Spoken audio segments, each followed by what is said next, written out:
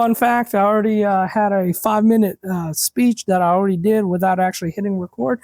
So yeah, off to a great start. Anyways, 2016 Mazda 6. I'm doing a full brake changeover.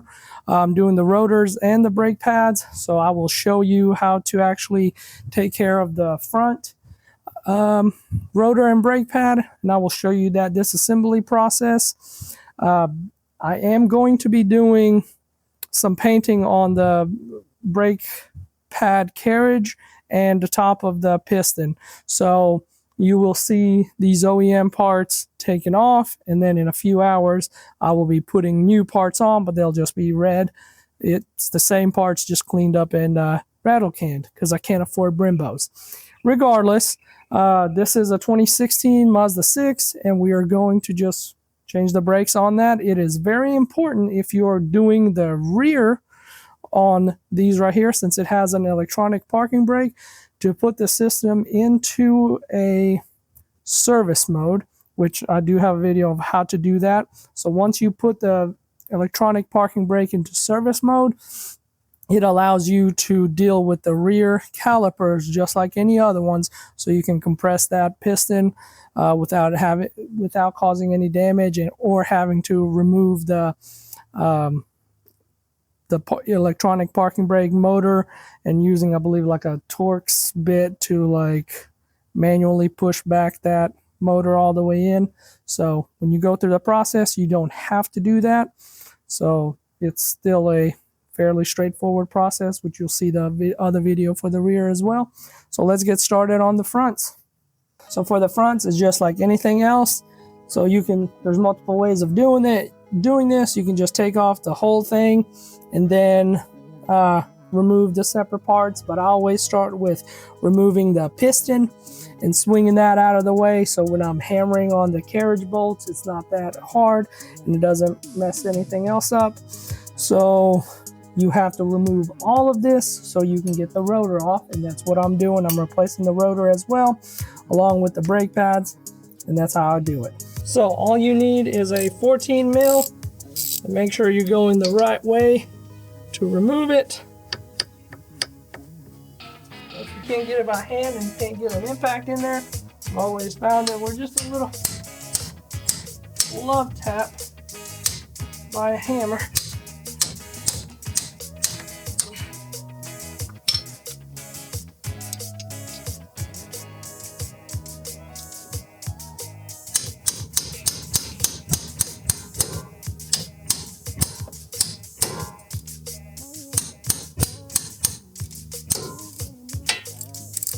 There we go, that broke it loose. So you should be able to remove it by hand for the most part. There we go, so that is the 14 mil. Now move on to the bottom one.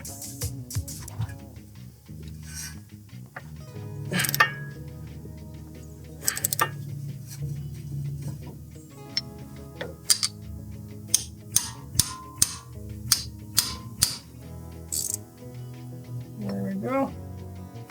Broke it loose.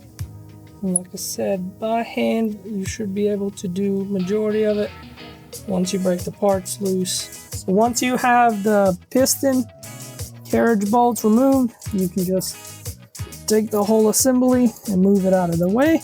Just rest it somewhere where it's not going to fall off and have a lot of tension on that brake hose. But, you know, shouldn't be that bad. So just let it rest right there. Honestly, if you were just doing brake pads, this is where you would actually do those brake pads.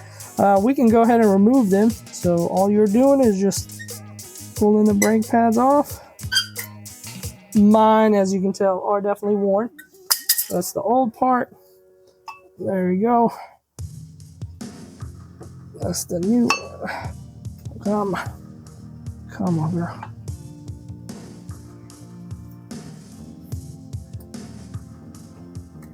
Honestly, if you had a screwdriver, it'll be easier. You can pry on it, but as you can tell by hand, it's not too bad either. There we go. So now you have access to the brake pad carriage. All you have to do on this one is remove this bolt and this bolt, which on the front they are 17 mil, and on the rear they're the same 14 mil as the other ones. So let's go ahead and remove those. Always make sure, righty tighty, lefty loosey. Let's see.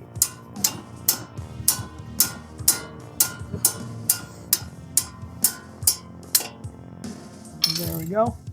And the reason I took the piston off first is because this gets the brake hose out of the way. All right, so let's go do the other bolt. Same thing.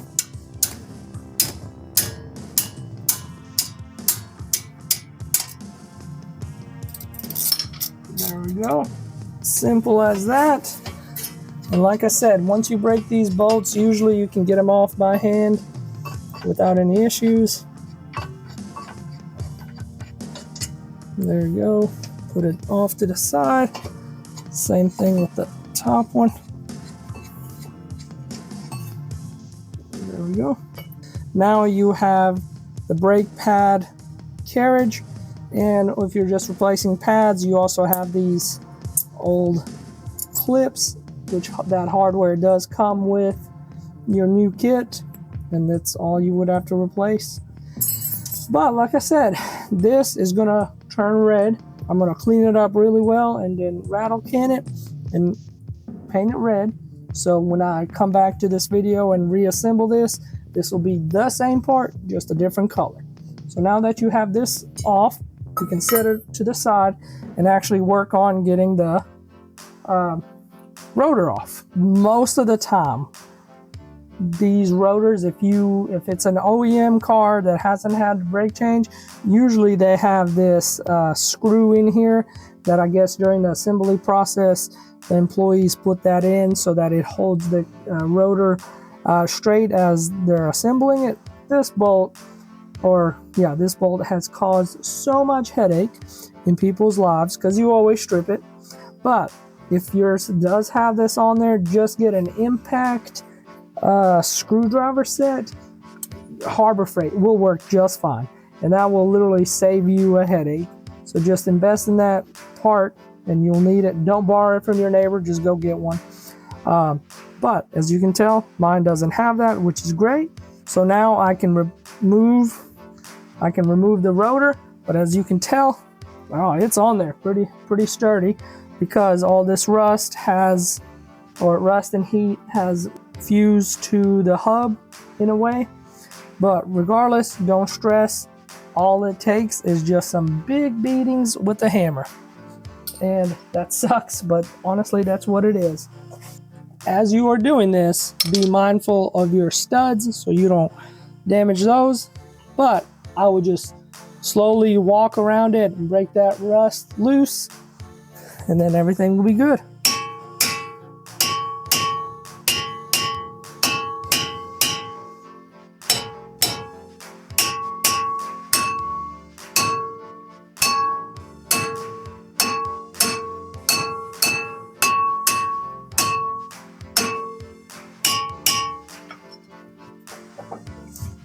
It's coming loose a little bit, but it will take a lot more.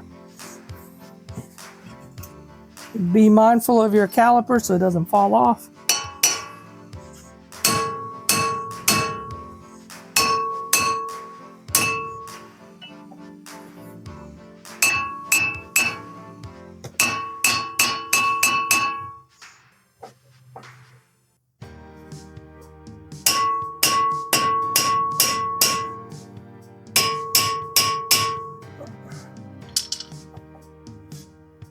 Beat the hell out of it.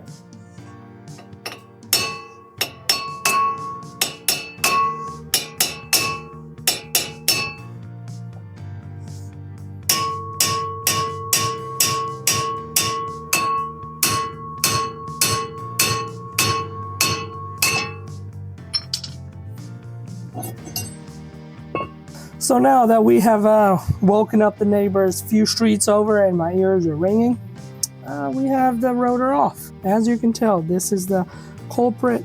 It's just this rust right here. And honestly, in my opinion, that's not that bad, but it still does cause an issue. So just gently but firmly love on it, and it will come loose and all that good stuff. So I'm gonna go work on my parts, and we're gonna put them back together, and it will be a different color, but I will show you how to put everything back together. I'm back. It's been about 5 hours or so. So the parts will be red, like I mentioned earlier in the video. I had a good time, went for a night pew-pew match. That was interesting. Got to see night vision for the first time. That's a cool superpower, realistically speaking. But yeah, I had a nice little day while the paint dried. Obviously it's not professional, but you know, cut me some slack. So anyways, let's continue on the brake job, and I will show you how to put everything back together. Since I'm ready to put everything back together, obviously we will first put our rotor on, then the brake pad, carriage, and then of course the piston and all that good stuff. So always, as good practice, I put some grease on the hub just to help, and hopefully in the future I don't have to beat the living heck out of the rotor like I did on the old one, as you've seen earlier in the video. So hopefully this helps. It may not, but I want to say it does, because I have done this on my 2011 Mazda that I owned, and I went through 2 sets of brakes with that vehicle, and didn't have any issues with the rotor sticking on. Just a light love tap and it came free. So just be somewhat liberal with the grease on this little hub, and it should help. It's just a little thin layer, and obviously I'm putting some on the lug nut studs just to minimize issues further down the road, because you know rust is crazy. I live in the South, so we don't have too much rust. I mean, obviously you see some, but as far as like a normal thing, that's not a normal thing here. And I've seen vehicles from up north, and I genuinely feel for you guys, because it is rough. It definitely is. Excellent. So I lubed it up. Let's go ahead and put everything back on. First of all, we'll start with the rotor, and Rock Auto came through with the drilled and slotted new parts. I do like the way it looks. I really do. I know it has no real performance or anything like that, but this is just a ride around car, so I'm fine with that. So just like any other brakes, go ahead and put the rotor back on, and you see that right there. This is why they have that one bolt that screws into the hub, so that it holds the rotor in the correct position while you assemble other things. But like I mentioned earlier in the video, this is the reason I lost all my hair, because I had one strip and I just pulled it all out. Obviously joking. It was a woman. Anyways, that's what that is. We're not going to use it. Don't care for it. Before I put the carriage on, the brake pad carriage, the new parts come with new hardware, so make sure to install that, and it's simple as that. I do apologize if there is no light back here and you can't see too well, but you know, I had things to do. There we go. Be gentle with it. And like I said, most of these parts should go on by hand. And if not, don't fight them. Figure out why it's not going.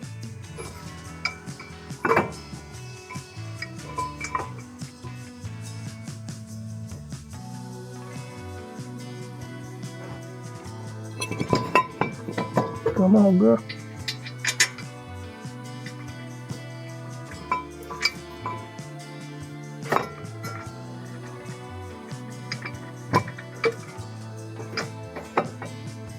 Of course, I'm having a hard time because this caliper or the rotor keeps moving, which is normal. All right, there we go. Nope.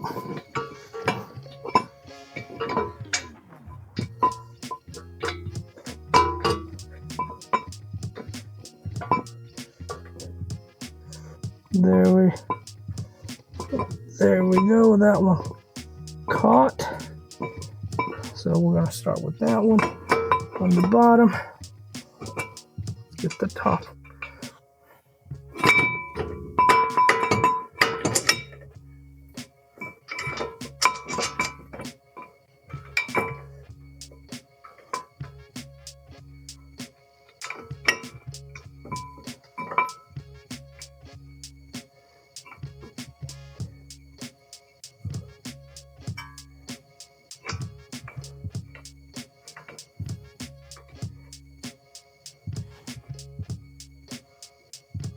There we go with that one as well. And remember, it's a 17 mil. Always make sure your tool is turning the correct way. There we go.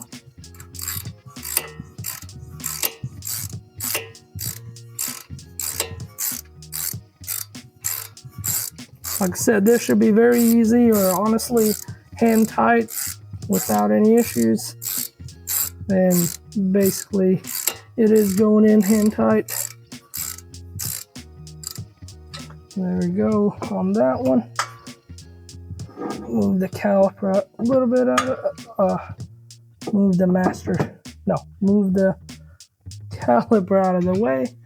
Don't forget the socket. There we go.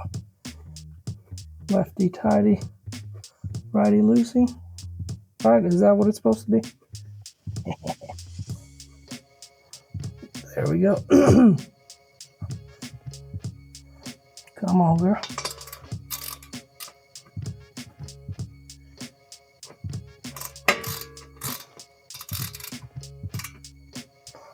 All right, now that that is on there, you can go ahead and tighten it.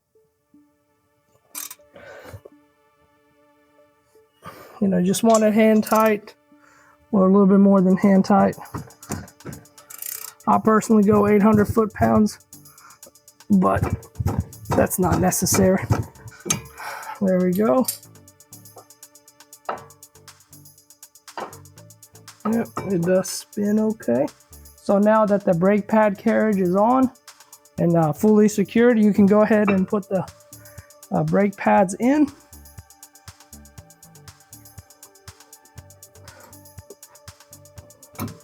There you go.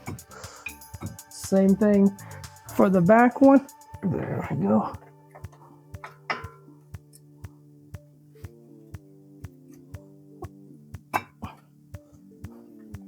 There it is. Both of them are on. And they'll help hold the rotor up a little bit. So at this point, you're able to take your piston and put it on there. But obviously, compared to the old brake pads that are worn, and of course you have to push the piston back. So most people use channel locks, C-clamps, and all that stuff. I honestly advise people just buy a cheap tool. It's this one was, I think, sub 15 bucks at the parts store, so I'm sure there's some cheaper ones. So we're gonna go ahead and put that on, and it will compress our piston all the way back, so that when we put it on this, it won't give us any trouble. And you want to have it as evenly as possible. This is a little bit more difficult because you don't have a whole lot of room to work with, since this is connected to a brake line and all that good stuff. But it's okay. Come on, girl. Hopefully you're able to see this. I'm just slowly tightening this, and it's compressing the piston back slowly, which is what you want.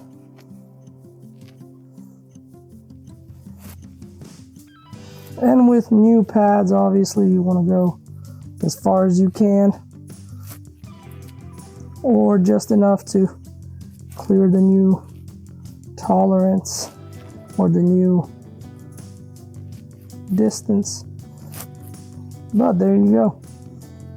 And you see, I'm just doing this pretty easily, so you shouldn't be fighting your brake pads or brake anything on here. You shouldn't be fighting too much, because it is all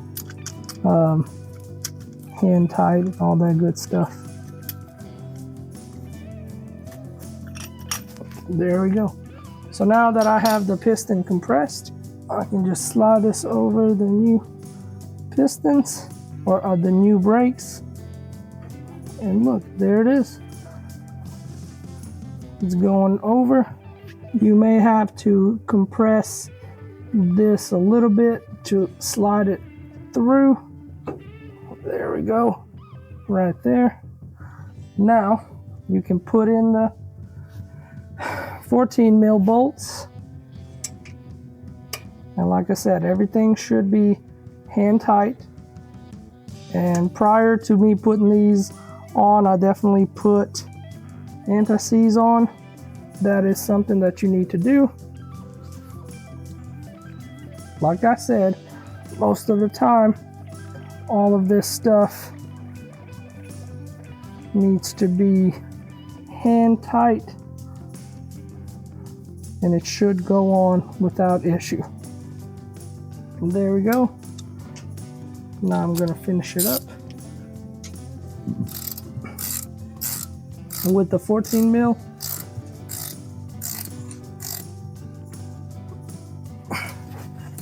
same thing with this one, torque it to 800 foot-pounds.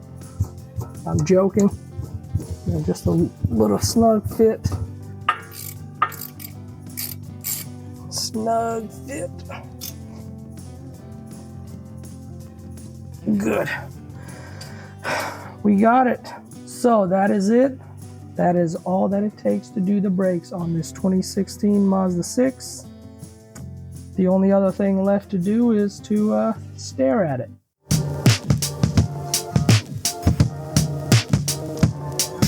I hope you enjoyed this video and it helps you in the future to do your brake pads on the Mazda 6. Other than putting it into service mode, it is a pretty straightforward process. So till next time.